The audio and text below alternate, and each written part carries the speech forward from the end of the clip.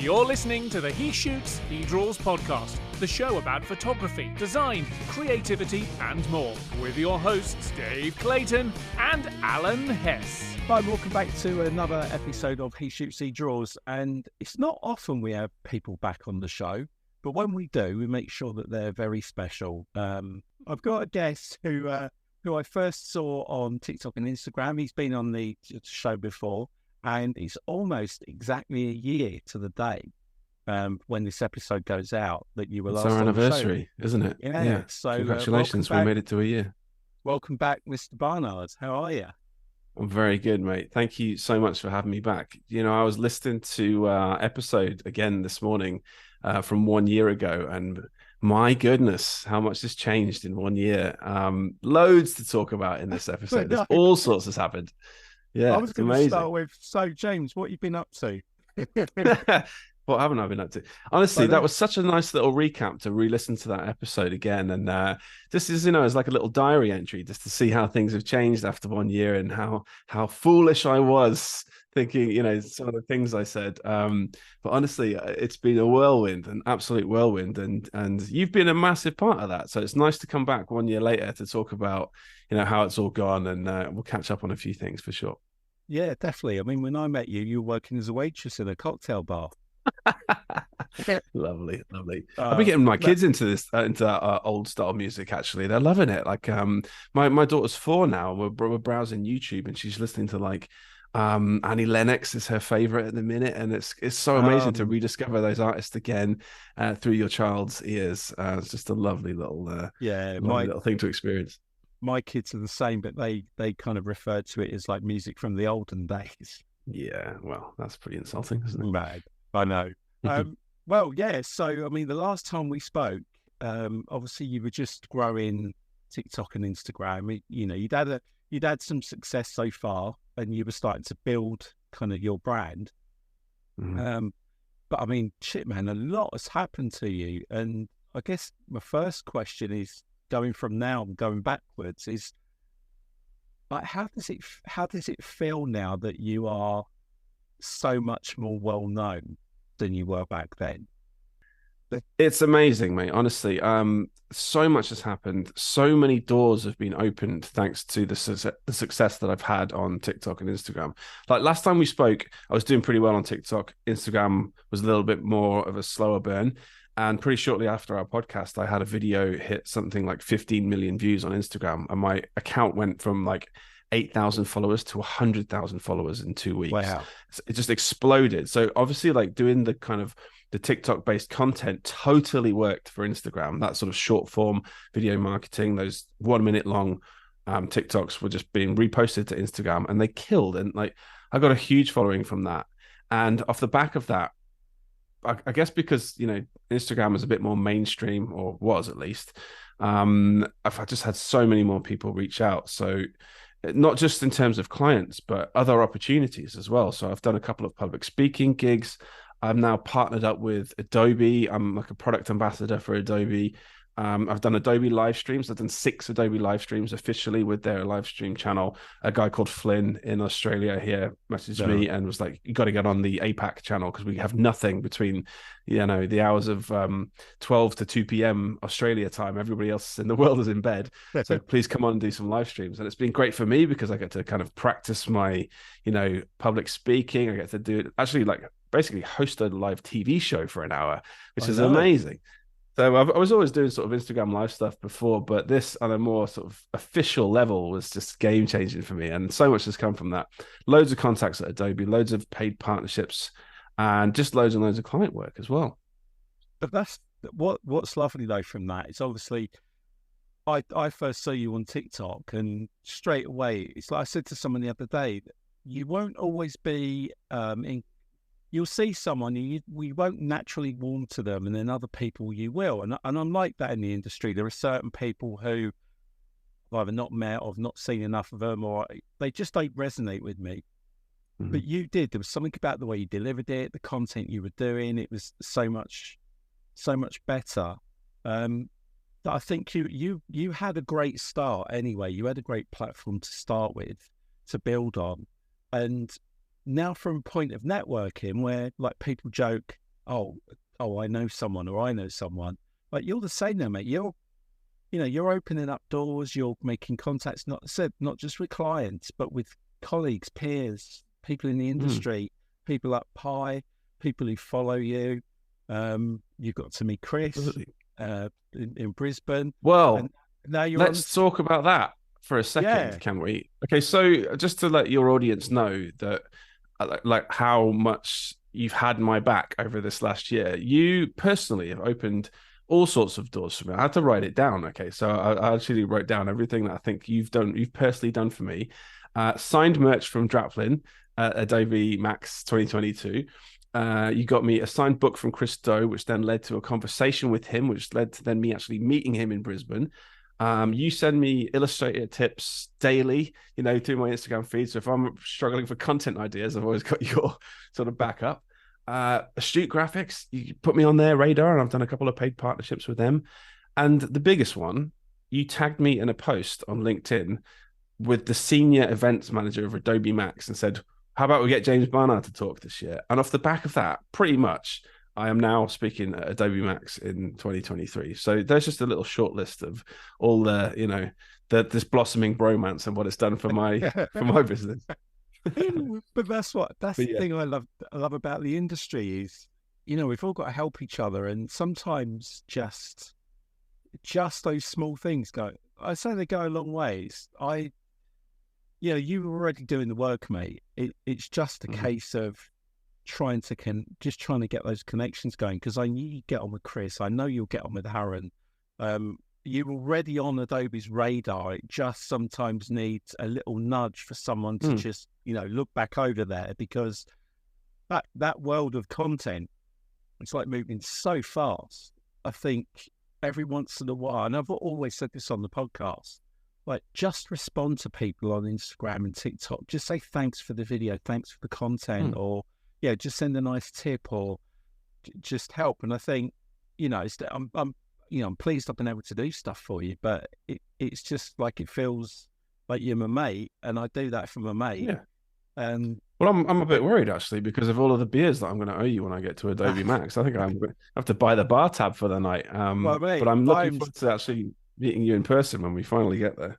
Yeah. I must admit, as soon as we had that little secret call when you found out, and you were like, "Can you talk?" Yeah. Ooh, he's going to ask me about that tip I've just sent him. Right. And let me just clarify for your audience before you embarrass me here. Okay. So when I found out that I was going to be a speaker at Adobe Max, I couldn't tell anybody. Okay. It was proper, like, early stages. There was no final commitment.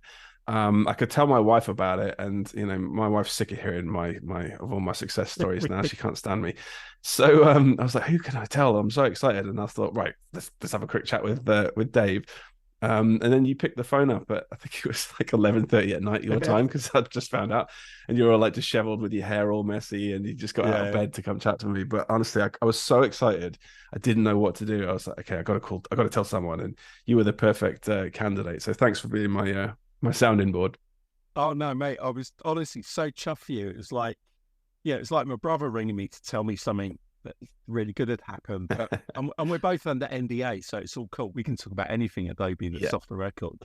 But mate, honestly, I was so chuffed, because now is the right time for you. I think, looking back over that past year and all the things you've done, which we still got plenty to talk about in this episode that you've done, but I just think, like, it's all about timing sometimes. And you're now at a point where I think, you've done live breakfast TV, you've done Adobe Lives. Now is your time to kind of get up on stage. I think you're part of a design chat, aren't you? You've got 15 minutes to talk about your specific thing. That's right.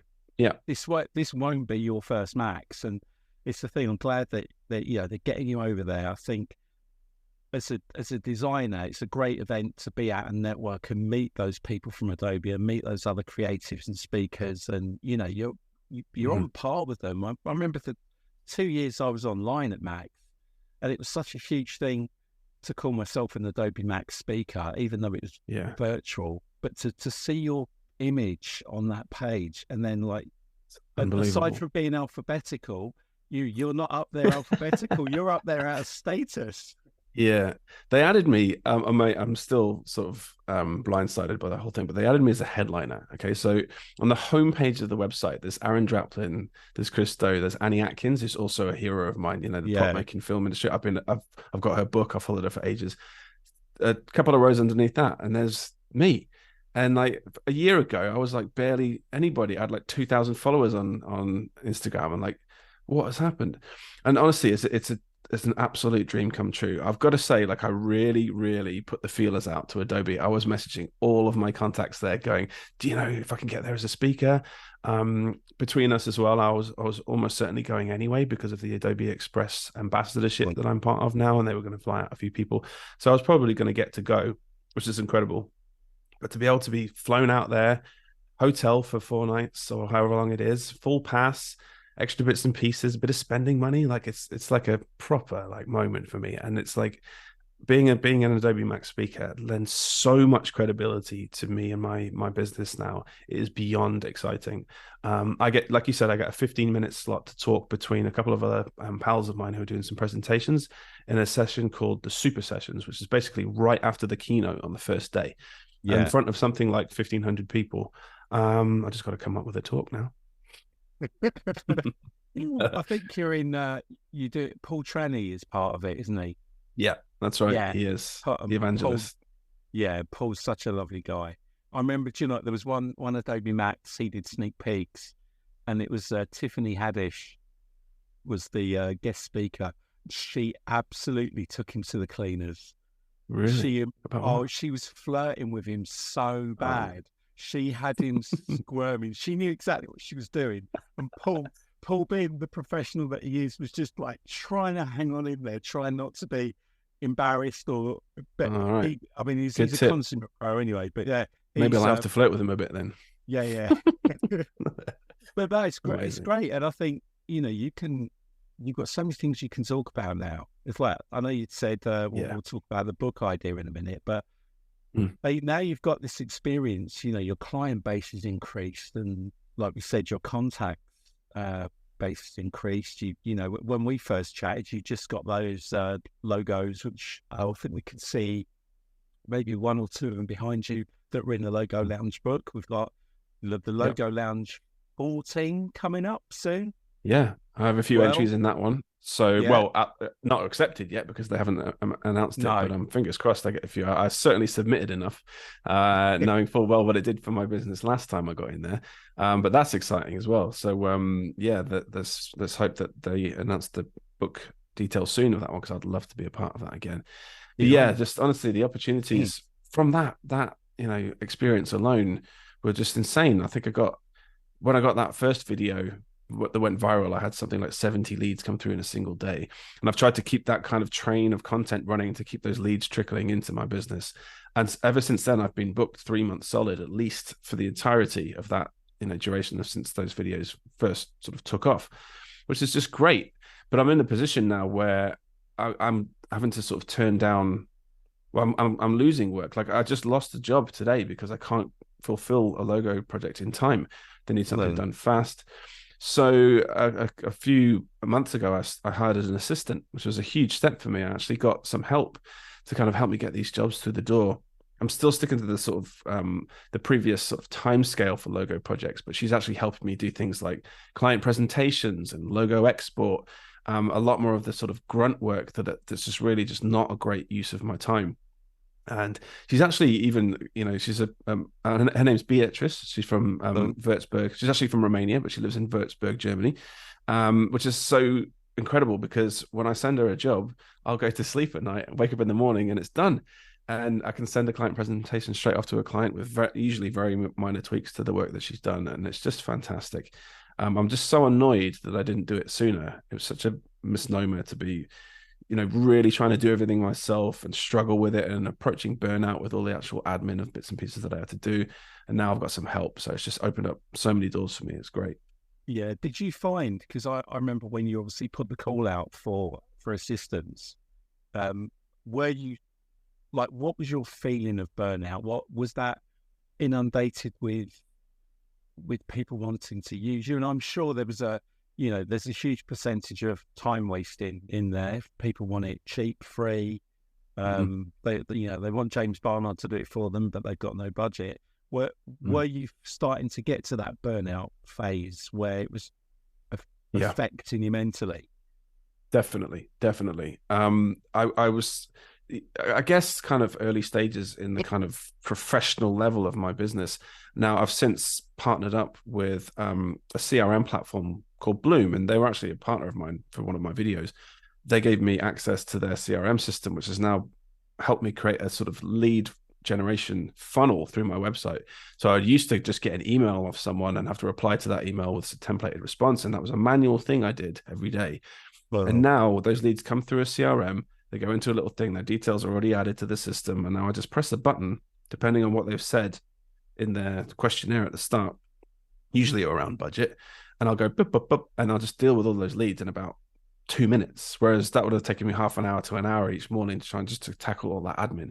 So it's about, I've started to get systems in place now where everything's kind of sped up a little bit. And now I have an assistant. So that's going to speed things up even more. So the aim of the game is to basically streamline that client process so it can allow me to do more of the fun side of things, like create a course, do video work, write a book, speak at Adobe Max. This is the aim of the game, is to now split my time evenly between doing this logo design work and the opportunities that being successful on social media has now afforded me.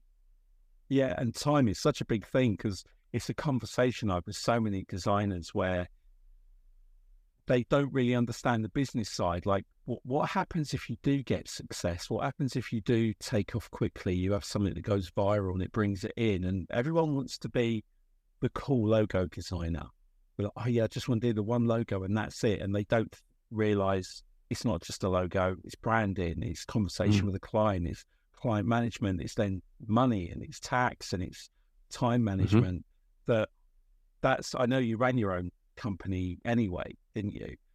Yeah. But now that you are successful and you've got a family and you've got a wife, are you finding now that time management is easier because you know what you want to do, or are you still at a stage where it's still a bit overwhelming because you're kind of still you're still on an upward curve at the moment, as I see it? It's going to get I'm busier. approaching. Sorry to interrupt. The delays No, it's fine because of Australia. It's approaching a streamlined process. Okay, I'm getting there. I really am. It's not perfect, but since we spoke a year ago, it's massively better. I have a to-do list each day, and it's manageable. I have time that I can spend with my children. They're 4 and 2 years old, so that's really important to me as a freelancer. Why else would I be a freelancer if I didn't want to have the time to spend with my family? And that's just awesome. It is a fine line. I still work evenings because of the time difference, and it's better to speak with Europe and the US at this time of day. But yeah, over the last year, I've basically put in a few processes now where everything is quite sort of manageable. But I've got so many projects that I want to do, I just can't start them because there's so much that I actually want to get off my plate that each day I kind of need to break down the start point of that, like doing an hour of each project at a time and project managing it myself so that I can actually find the time to do it. So I'm really struggling. Like I said, there's all sorts that I really want to do.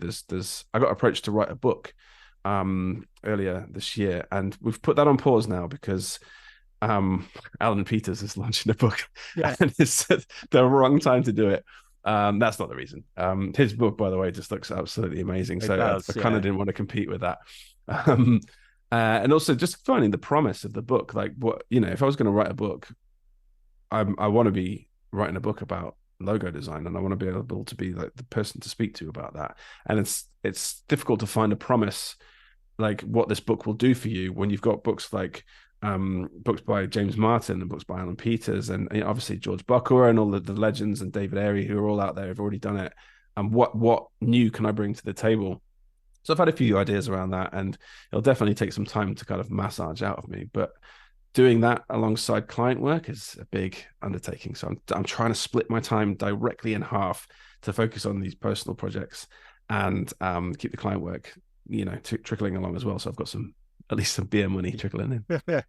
That's the thing. So to pick two examples in like Aaron Chaplin and Chris Stowe, you've got Chris who had client work, now does no client work. It's just purely he makes money for the future. All the content they make is for the future. Then you've got Aaron, who seems to straddle it really well. He still takes on client work, but like can be really like he'll do Lego for his mates, but he's very like he can just pick and choose because his brand is now his business. And I think that's the frustration. I mean, I'm nowhere like near at the level you're currently on, but I think when you're at a point where your brand is capable of being your money earner, it's like a horrible thought to think of giving up client work because that's kind of the bread and butter. But I think there comes a point where, you know, even Alan has been there all this time. He does great work and, you know, his book's coming out.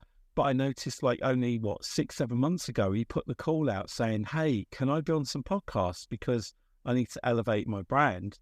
And while he does client work, I think that's the thing is you will find that there's some really exciting projects you want to do that are just James Barnard that will make you money, but you're kind of not ready to let go of that client work yet because the projects are sort of might do something, the client work does do something. Yeah. So I think it also it also keeps you relevant, right? If you keep the client work, you're still kind of, you know, on the ground doing the grunt work and learning the new bits and pieces. And that's massively important to me because my content is all about software tips and tricks and being a freelancer and how to get the best out of the business of design. If I'm not, you know, on the front line using Illustrator every day, I'm going to fall by the wayside very, very quickly. And, you know, you've seen over the last 2 months how different these software packages are now. It's just insane. You've got to keep up with it. It's like in any industry, really. If you don't, you know, adapt and you don't stay abreast of the latest technologies, you'll fall by the wayside. And the client work keeps me fresh, and I like it, and I enjoy the client work. So I'm going to keep doing it for as long as I can. You know, it's just I love my job. I love that. That's what I started doing. I've always been a graphic designer, and I'm so lucky that I get to do it. I really don't want to kind of, you know, put the client work to the side just yet, but I am definitely kind of split it down the middle. That's the plan. Yeah, I think that's the thing. You still love it, and you know, when I watch your tips, and I know we have like a little joke where you'll show something, and I'll go, "Yeah, mate, you've got tools that already do that." But like, not everyone's got to do graphics, and obviously you got to pay, I don't know, $139 to own a plugin to do some of the stuff. But I think, like you said, the like that, just Adobe alone, that world of software right now. I mean, when I meet people who are, I'm not going to Adobe, I'm not being held hostage for my work. I'm not, you know, man, what the stuff there, those guys and girls and whatever are missing out on. I just think if you really, you know, I'm not having a go at anybody that, you know, it's a choice what software you use. But I think the rate of expansion of what the software is capable of is a lot of people are going to get left behind because, like you said, what's happened the last 2 months with Adobe is, you know, where this stuff has been seen. I remember being at Max at Sneaks and see it. It was really weird. Some of this stuff we're seeing now, I saw 5 years ago. And it was showing up in Sneaks. It's just little things. The Adobe Sensei AI. Now we're at a point where I'm worried it's going to go faster than people can keep up with. And this is a massive issue that they have. I was talking with a member of Adobe today, actually, one of the lead designers on Adobe Illustrator, because I made a video about this delete anchor point tool in Illustrator that leaves the path where it was. And apparently that's been around for 3 years. And I just found out about it today. And so she was saying, you know, there's a massive disconnect between these new tools and the people who use them. And Adobe, I think, have kind of cottoned on to that they're putting money behind marketing to get these new tools out in front of people. And they're doing that with people like me. So I've, you know, been very lucky to be on the receiving end of a few partnerships with Adobe because they're so desperate to get these tools out in front of everybody that they're willing to kind of, you know, pay influencers like me to kind of get them out there. And luckily my content is totally suited to that kind of, those kind of releases from Adobe. So they marry up really well. And I did like a little Instagram poll, like, do you think you're seeing too much sponsored content from me? And some people were like, have you even been doing sponsored content? I didn't even realize. So it just perfectly marries up, which has been absolutely amazing. So Adobe have just been like the perfect partner. But yeah, there's a massive kind of disconnect between new software tools and tips and tricks that they do on Adobe sneaks at Max. And everyone goes, whoa, and then forgets instantly. And 3 years later, they're like, oh yeah, I forgot about that tool that you can use. And it's just, there's so much to these software packages that if you don't kind of stay fresh with them, you forget all of that stuff. Which is why I think my content has been so successful. It's because people like to be reminded of it. And if you didn't know about it before, I'm always here to kind of showcase those tips and tricks. And it's the tips and tricks, because I experienced this when I was at a Stew, and I was in a bubble where, I was lucky enough to be part of a company that made all these things that Illustrator either can't do or does do, but doesn't do very well, and it could be improved. And it also adds new features. But the negative of that is you can very quickly forget what Illustrator can do, because you're always focused on what it can't do. So you're always trying to sell the plugins, but actually there's a lot still under the hood of Illustrator where even that's what I think it's cool. You go, man, I've been using Illustrator for 5 years, 15 years, whatever. I never knew it could do this. And then you get all those idiots go, call yourself professional.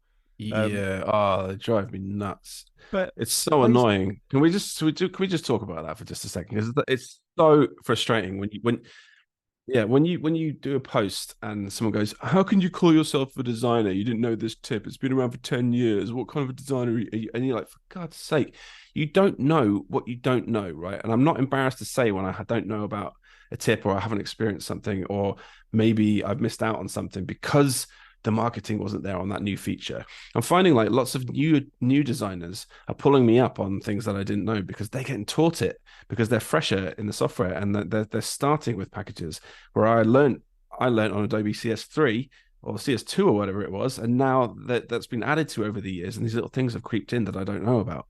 And it's one of the reasons that I advocate watching live streams, is because it's basically the equivalent of sitting beside a designer like we used to in offices before COVID and learn off of other designers. You can watch Adobe live streams or other streams with people designing on screen and pick up tips from watching people work. And I'm a huge fan of that. Just sitting and, while you're working in your day job, stick an Adobe Live on your second monitor or whatever, or on your phone, and just watch somebody else work and pick up some tips and tricks. Because it's insane, the wealth of free knowledge out there. The education space around graphic design now is just all free. You don't need to go to school for it anymore. It's nuts. I mean, I was learning loads from you. I'm quite happy to say to anybody, like, I've been using, pre-Illustrator, freehand, and every day there's just like a little thing where it's been there all the time. I remember the first time, I remember sharing this with you. Not many.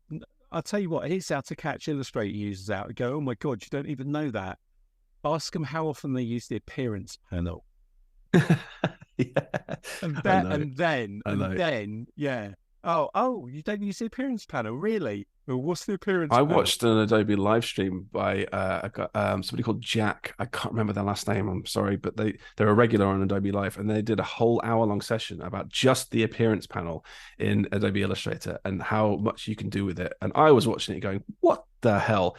It's just nuts. And I'm guilty to say, I certainly didn't use the appearance panel. I certainly do now, though. It's ridiculous. I know Monica Gauss, who's Vector Garden, she's like the appearance panel queen. Really? But there's a little tip in the appearance panel where, like, quite often if I make something, I'll chuck it in graphic styles, which for the most part is pretty good and works.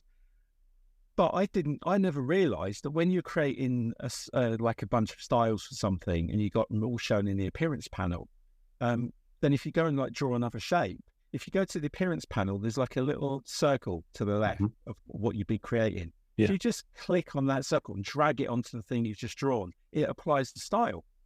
Yeah. First time I saw someone do that, I was like, well, that's got to be new. And they're like, no, that's been in there since forever. Oh, no. And you just feel stupid. So then you think, I'm going to show someone this. And then you show it to them and they go, yeah, I know that's been there forever. Man. So it says something. Keep educating yourself. Yeah. It does. It just says something about the training that we went through in the software and what the new releases and new product features and how they're sort of sold to us and how they're sort of revealed to us. Because this happens to me all the time. I get hundreds of comments on my posts going, what? And everyone with the little mind blown emoji going, I had no idea. I had no idea the time I've wasted. And I have that as well when I watch other content creators and I see stuff that I pick up and I do a video about it. And by the way, I'm sure to credit them in the video. If I find a tip out from somebody else, I'll credit them. But I want to share that, like, because that blew my mind. You guys have got to check this out. And that's one of the reasons why I ended up blowing up on Instagram, was because of the pencil tool. And Abby Connick, who is prolific with the pencil tool, she's a designer from the UK. She's amazing. She did this video where she manipulated the path using the pencil tool, and then bingo bango bongo, all of a sudden it just added it to the shape. And I was like, what the hell? 15 years I never knew how to do that. That video reaction of me trying that out was 15 million views, right? So that's how many people also didn't know that. So that's really saying something, isn't it, about, you know, the way that these software updates are sort of presented to us. It's just they need to kind of reconnect that space. It's insane. Definitely, yeah. Plus your 15 million, plus Sharon's on SRH. Yeah. She got That's I'm happy for Sharon. She's lovely, and I love her content as well. I know she's going to do a reel about us talking about her on this, because she did it last time with you and Liz Mosley. But yeah, she did exactly the same as I did. She took the video that I did on TikTok, posted it, and got 2 million views, and my video on TikTok got something like 20,000.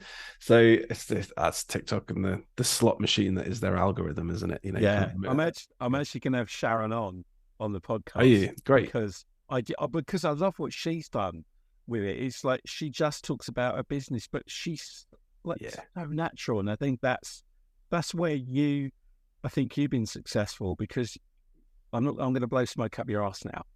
You never look like it's forced content. You always look like you're genuinely excited to share what you're sharing, and that you're naturally in front of camera. I hate doing stuff in front of camera. It's like anything I've ever filmed, I rarely watch back. It's like done and dusted. Yeah. Whereas you're engaging. It's like you're in the room, and I'm just, like you said, you're sitting next to me. I'm learning from you, and I think that goes a long way with this. So many people trying to create content because they're reading all things about algorithms and whatever. But I think yours comes from a genuine place. Yeah, I think that is because of my writing style. Okay, I've always been quite a sort of colloquial writer. I write like I'm talking to you, and I've written articles about graphic design for years and years and years. And I write scripts for my videos, and that's the way I write. Is that I'm kind of talking as totally worked in favor with this video content. So when I write a script for a video, I'm writing like I'm chatting, and that's always worked when I've kind of recorded those videos. Now you'll see from this podcast and live streams, my demeanor is completely different, because I can't talk off the cuff like that. I'd say a lot of ums and ahs. I stutter and, you know, stammer my way through my my words. But, you know, when I record something and I edit it down, it makes it look really succinct and to the point, and I love that. But that comes from script writing. Okay, you got to write a script. If I could give you one tip about, you know, trying to make more video content, write a bloody script, because it totally helps you get to the point faster. Bearing in mind that you've usually got to get a video, like a reel or a TikTok, under a minute long to get any kind of decent engagement. Like the partners that I work with, paid partners, they always say 40 to 60 seconds is that juicy kind of length of a reel or a TikTok video. So you got to be really succinct and get to the point. And you've also got to hook them in at the start so they don't swipe past your video. You got to solve a problem. You got to, you know, wrap it up at the end. So there's some kind of engagement, like, what do you think? Leave a comment, you know, that kind of stuff. There's a lot to think about and a lot to get through in under a minute. You cannot do that. Well, I certainly can't anyway, unless you're a public speaker or a comedian. You cannot just, you know, do a soliloquy like that in front of the video in under a minute and have any kind of concise, any you know, actually get your point across. So write a script. That's my big tip for the day. Yeah. Well, I look, Tom Cruise is only Tom Cruise because he's got a script and he practices, and they cut out all the shitty bits. So you're up there with Tom Cruise, mate. Thanks. I've never been likened to Tom Cruise before, so appreciate it. The other thing you've done over the past year as well, a lot more, is obviously you've gone from doing the TikTok 1 minute and the Instagram. You've actually been doing some lives with some industry. I'm going to put you in there as an industry great now, but you've done some live talks with people who you've learned from, you've admired. How's that helped you? What have you got from that? Oh, that's the coolest part about social proof, is that when you ask a design celebrity, do you want to come on an Instagram live with me? They go on your profile and they see 300,000 followers and they go, oh yeah, sure. So I've been able to chat to some greats like Ian Barnard, Alan Peters, James Martin, Abby Connick, Christy Campbell. Honestly, it's just brilliant. The people that I now have access to, essentially, because of the sort of social proof, has been great. And I've been able to, Alan Peters is a hero of mine. I absolutely adore his work. I used his work as inspiration for the longest time. I have like posters of his up in my office. I got to talk to him for an hour and pick his brains about logo design, and just have my mind blown by the differences between our processes. Like, for instance, I now do one concept for a client. I used to do two and a couple of rounds of amends. Yeah. I now do one. I talked about this recently on my socials, with 4 rounds of amends. He does 15 individual sketched logo marks for every client. And it's because he's more of an artist. He's so much better at the sketching side of things. I suck at sketching. I can't do it. I use it to rule out problems and join the dots and connect bits and pieces. But I have to be in the software to kind of, showcase my work in any kind of quality. He will do 15 sketches and have one of those go to a final product. And obviously, because he does 15, one of them is going to, hit the mark with the client. And he also does things like agree on brand nouns. So he'll take 5 brand nouns from a client, things that they're happy to include in their logo. And that's right off the bat. He's got ideas for concepts that he can just kind of play with and work together. It's just, it was incredible. I've totally nicked that from my client process now, trying to get brand nouns out of clients. It's not easy to do. I've tried it a couple of times, but when it works and you can basically approve a icon or approve a thing that they will guarantee they will like in their logo, it saves, an awful lot of bother. Yeah. And seeing other people's process as well, it does make you, like, you can be successful and be different. God, I couldn't even imagine. The most I ever did was 3, and one of them was always deliberately shit. Yeah. So they'd pick him from 2, and I knew which one I always wanted. And I always used to joke and say, you can put your absolute heart and soul and 30 years of experience and read every book on your shelf, and when you submit that logo, it gets chosen by someone who has no idea about graphic design, and they'll go for the most. I'm going to go for that one because my auntie Doris always loved purple. My mum liked it. It's never going to be the reasons. You could give all the reasons in the world for something that will work, and it's frustrating when they do pick the worst one. But I think when you speak to James, you speak to Alan, you speak to Ian, who's obviously more lettering. But I think what's good from those chats is the fact that how you both have the same amount of respect for each other, which I think was a testament to your personality. Is the chats have always been quite relaxed, like you've done it 20 times before, and your 2 mates who were chatting about things. But I think they've as much to learn from you as you have from them, because it's just those methods, those ways your personality comes into it. Your personality is different to Alan's, different to James, different to Ian's. And what I love is there's a room for everybody. It's no nice longer that we the can competing and secretive, and you can coexist. Yeah, it's definitely a different space now. There's no more gatekeeping anymore. Well, you'll find that the successful people don't gatekeep.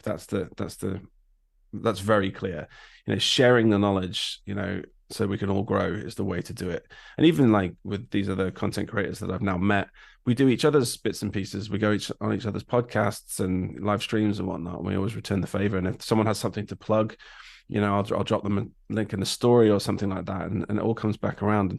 And I did a little mini sort of half course last year when I did a talk about growing your client base on TikTok, and I asked a couple of people for some quotes, and the people that came out of the woodwork was just so nice. This really, really big names in the industry. I was so appreciative. Ian himself, he did a little pull quote on my course. It's just so nice. And this is the key to it, isn't it? It's just kind of everyone helping each other out and sharing that knowledge, and we all kind of grow. And especially now, when our industry is like under threat a bit from, I don't want to say AI because it's not under threat by AI. We'll talk about that. We don't have to talk about that. Yeah. But under threat from things like maybe the cost of living crisis or a second recession, those things where graphic design is one of the first places to go in terms of budget. We need to help each other out and grow as our own businesses, and especially freelancers as well. So it's really important. And I love our little community out there. And this is why I'm so excited to go to Max, is to actually get to meet these people and have a beer with them and actually talk to them without a delay from Australia over a Zoom call. Yeah. I can't wait for that. But that's it's funny you mentioned AI. I did want to talk about it, but not in the way that everyone's been currently talking about it, because it's been something, when something like big like this comes along, I sit back and watch it rather than like a lot of people go all in, like, and it has to be all about everything. And then I think they get caught up. So at the moment, I've got a couple of really good friends who do a lot of content around it. Jesus Ramirez from the Photoshop Training Channel, known a good few years. He picked up on something the other day that everyone else is ignoring. That was the first question I asked when I saw the generative fill come out is, so if I open up Photoshop and everyone's showing these images, I've got this image of a woman in a forest, and I want to add castles and forests and, extra things around. Okay, so you've just opened up a Photoshop file that's 900 meg. It's like the biggest pixel resolution you can get, because that's what you're working with. It's going to be a big banner. Generative fill does not give you the same resolution as your original image. It gives a much smaller, worse resolution. And so everyone's going, oh my God, this generative fill is amazing. I can add this and this and this and this. But it's not adding to the image in the quality that the original image is based on. But there's an AI upscaler, so you could just throw that thing into it. It's always got you. But they're the things you kind of have to learn. So I don't think the threat to the design community is AI. I think the threat is what people who don't understand what AI is think of our industry when they see it. Yeah. Because all the good designers aren't going, oh my God, I'm going to lose my job because of AI. It's all the people outside of the graphic design industry are seeing it and going, haha, you're going to lose your job. I could just type this in. This is it. This is a huge thing, is that by creating AI tools, graphic designers are assuming that clients are going to go, well, you can do this in 2 seconds in AI now, so I don't have to pay you that much. And now I've just devalued your industry. But you give AI to a client and see what they come up with. And I bet you 9 times out of 10, the graphic designer is going to do a heck of a lot better job than the client is themselves.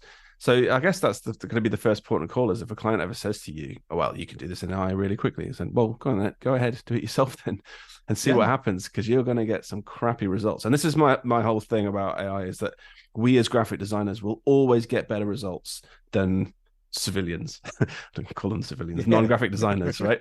So, we shouldn't be scared of it. It's a tool to speed us up. It's gonna massively improve our workflow, and this is bad because I'm a logo designer and AI sucks at logo design right now, so my job is totally safe.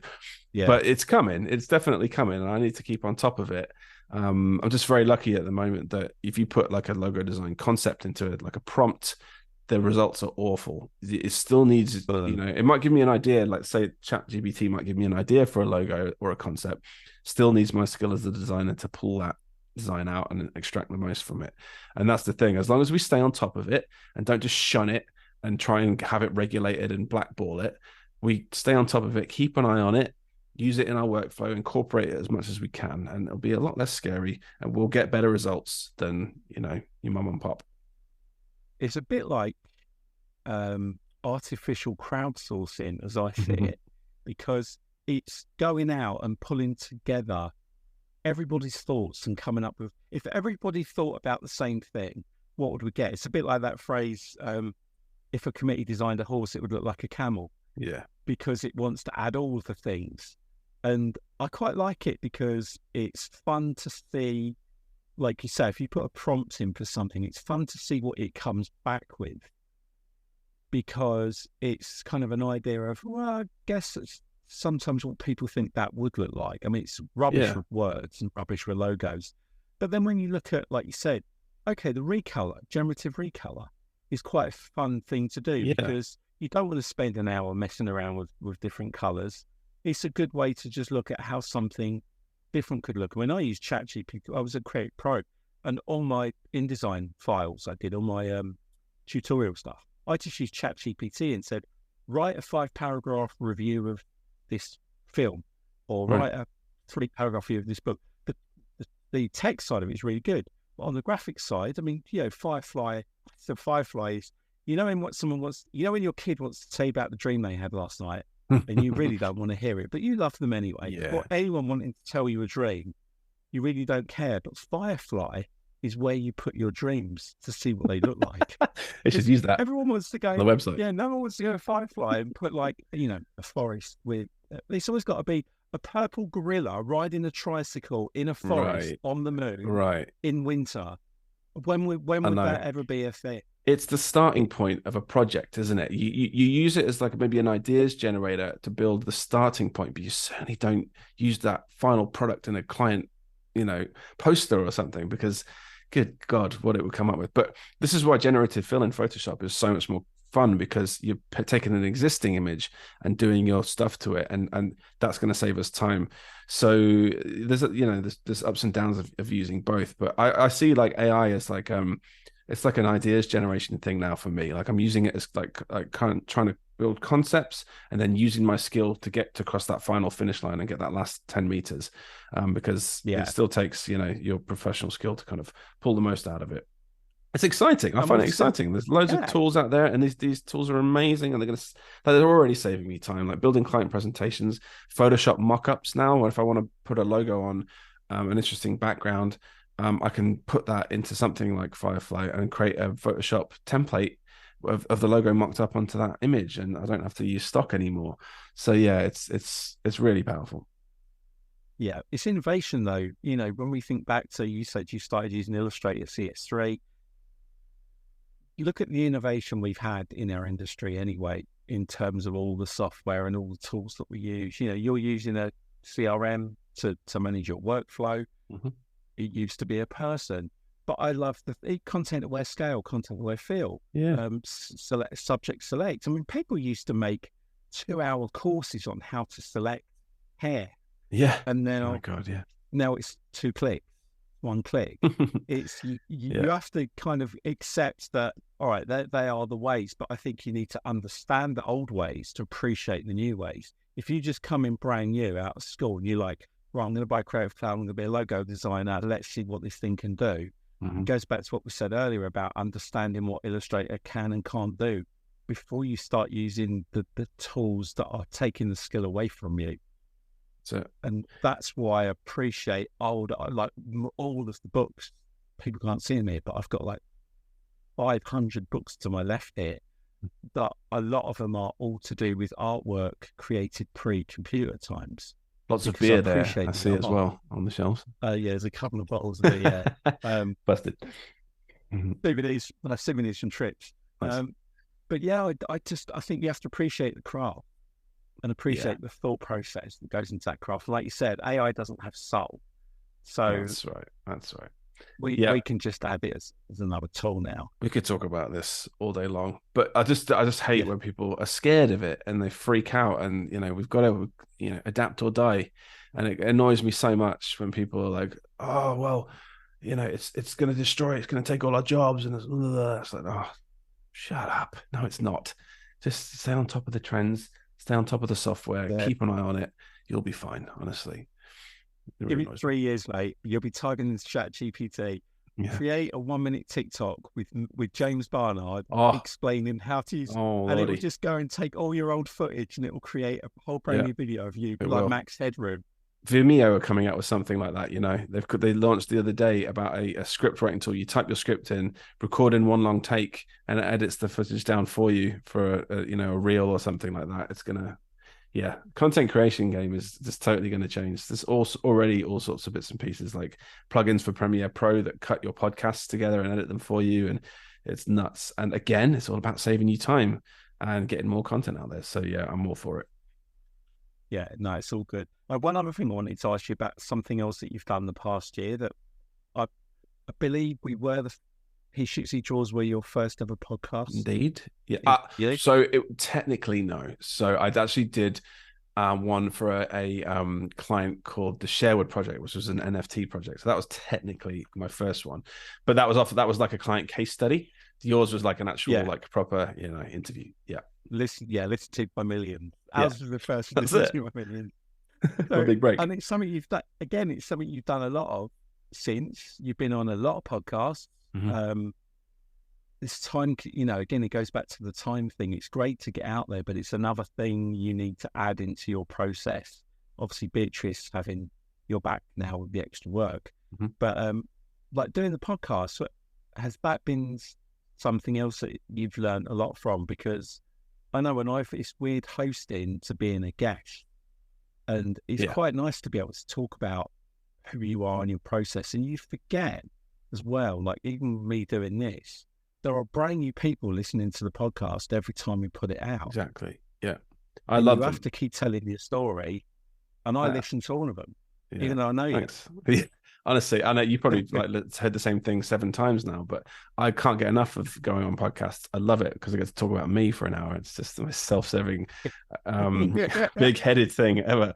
But no, you're right. It's like a marketing thing for me as well, like getting your eyes out in front of lots of different people. And I like just, having a chat with people because, to be honest, sometimes the freelance life can get a little bit lonely. You're in your office by yourself for hours and hours on end. It's a big thing in graphic designers' mental health, and I like to talk to people, and I just wish it just wasn't on a delay. It's so annoying trying to have a rapport with someone and have a chat and do a bit of back and forth, and there's a 0.5 second to 1 second delay when you're chatting to someone. So I can't wait to get to Max and actually talk to someone. Oh, yeah, that'll be so fun. I don't know if you've ever seen it as Alan Partridge.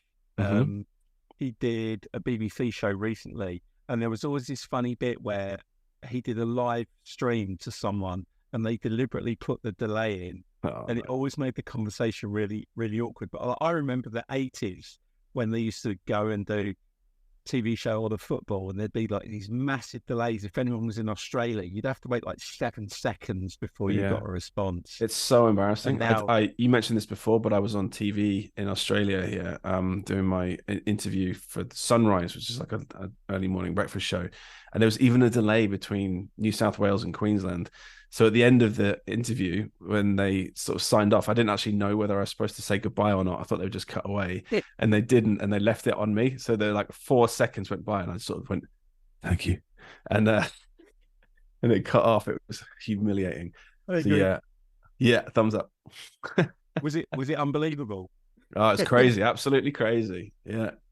That's a little in joke for those who weren't aware. I said absolutely crazy something like 4 times in the interview. It was really embarrassing. I just got a bit flustered, but it's hard. Doing live TV was something I'd never done before, and I was on the breakfast show sort of repping TikTok because there was the ban that was happening, and TikTok had just been banned on Australian government phones here, so it's sort of creeping in. And my whole thing was like, what that will mean for my business if TikTok suddenly shuts down in the States, because it's something I worked it out. It's like half of my leads from TikTok were all from the United States. So yeah, I did a live cross with a camera in my office to the studio in New South Wales, and you're staring straight down the lens of a camera with no visual feedback at all, with a producer chatting in your ear while you're trying to talk. And between it's really distracting. So it was a proper baptism of fire. That I thought podcasts were hard. And not knowing the questions. Yeah, that was pretty tough. The questions that were coming. No, and some of them were really tough. Like, what do the Australian people think about the Chinese potentially having access to all their data? And I was like, I don't bloody know. Like, here to talk about my logo ambassador of the Australian people. I'm from England. Exactly. And an ambassador for TikTok. Like, oh god. It was a real curveball question, but yeah, that was a good little tester, potential future live public speaking events. So hopefully I passed the test. Well, look, I know we've already been chatting for an hour, and I'm on my lunch break. So we will catch up again because what I'd like us to do is, if we get time, after Max, not during Max, because you'll have a ton of stuff to do, but after Max, I'd love to catch up with you again. Yeah. But what have you now got leading up to the end of the year? What news coming to your life, or what have you got apart from Adobe Max coming that has just been a kind of a new thing for you? that you can Uh, talk about? there's not a lot I can kind of talk about, unfortunately. Obviously, that book project, I want to do a course. It's a real big sort of wish of mine to get this Adobe Illustrator course out. I really want to do it. One of the reasons people follow me is because I'm really quick in the software and I'm really efficient with it, and it allows me to do logo design really quickly inside the software. So for people that can't draw, that's hugely powerful because you're straight into the software making ideas inside Adobe Illustrator rather than on a sketch pad where I just suck. So I really want to do this course. There's a few awards in the pipeline that I've entered, and I'm really, fingers crossed that they come out. I love a good award. And then obviously the Logo Lounge book's coming out as well. So hopefully I'll be back in there again. But yeah, Max is the big one. I've got all my eyes and all of my attention right now is focused on that because there's potentially going to be a bit more for me to do there. Because they're obviously going to try and squeeze as much out of me as possible because I'm flying all the way to LA from Australia for a 15-minute talk. So, while I'm there for 3 days, maybe we can do some other stuff. And there's some pretty exciting things that have been suggested. So fingers crossed they all come to fruition. But yeah, like I say, the talk for Max is the one to focus on in a minute. So I've got to write my speech, practice it, bounce it off a few people, and we'll see how it goes. Yeah, mate, you're going to absolutely smash it. I'm going to be like a proud relation sat in the crowd watching you. Cheering on in the front row.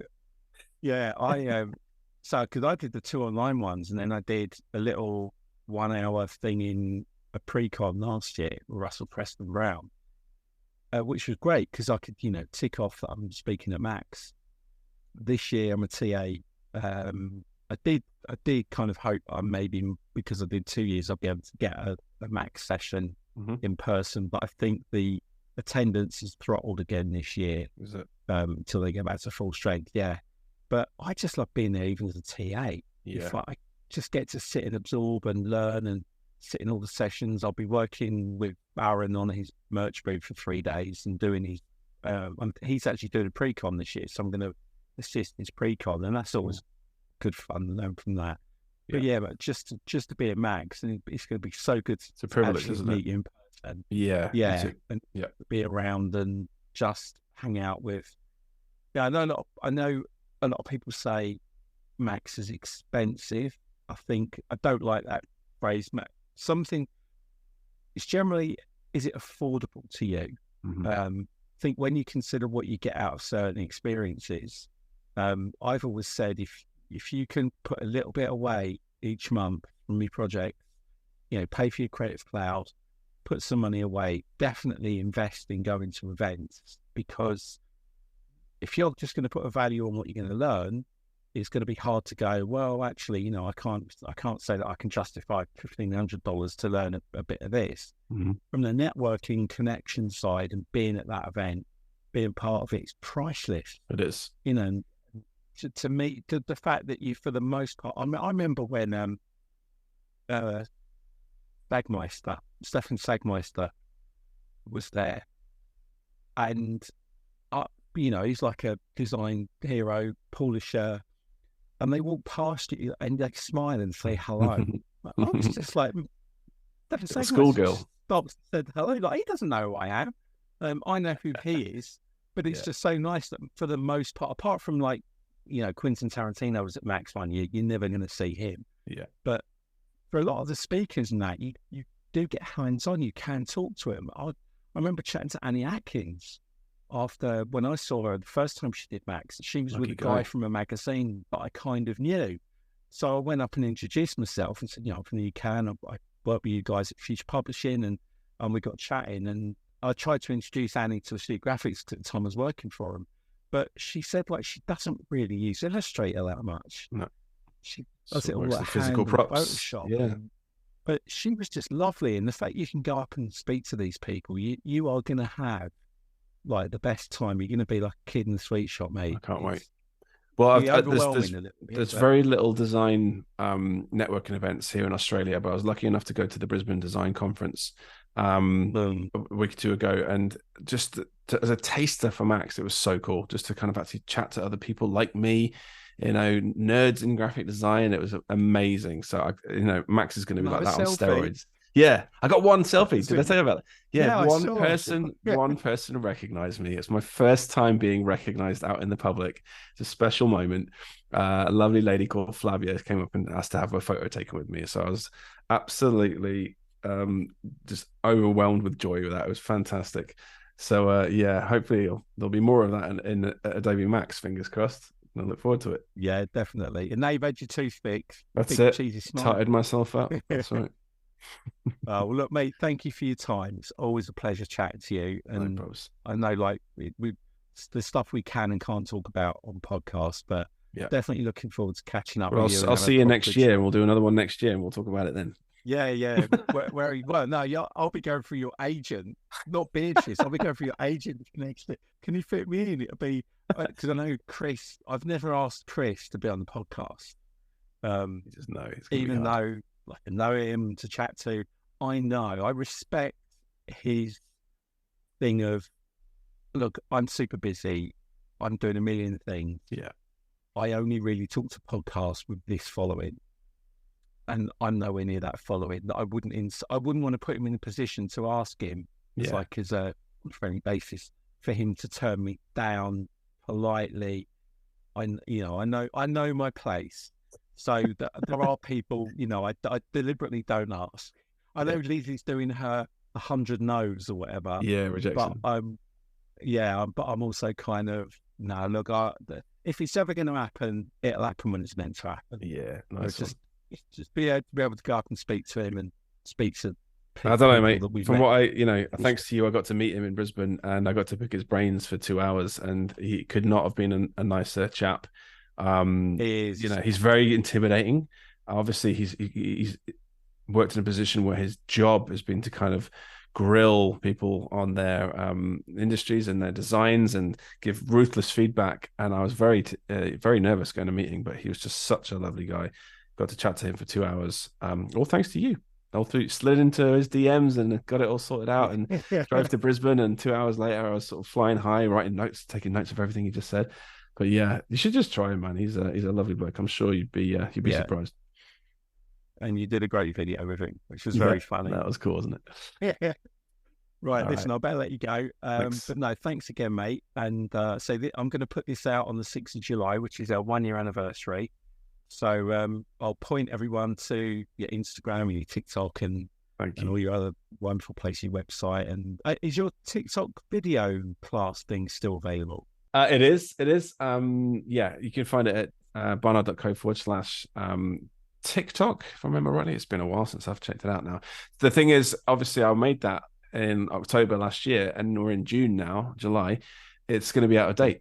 A lot of the stuff in there is kind of has a bit of weight to it, and there'll still be some juicy stuff you can get out of it. But some of the specific things about editing in TikTok are going to have changed now.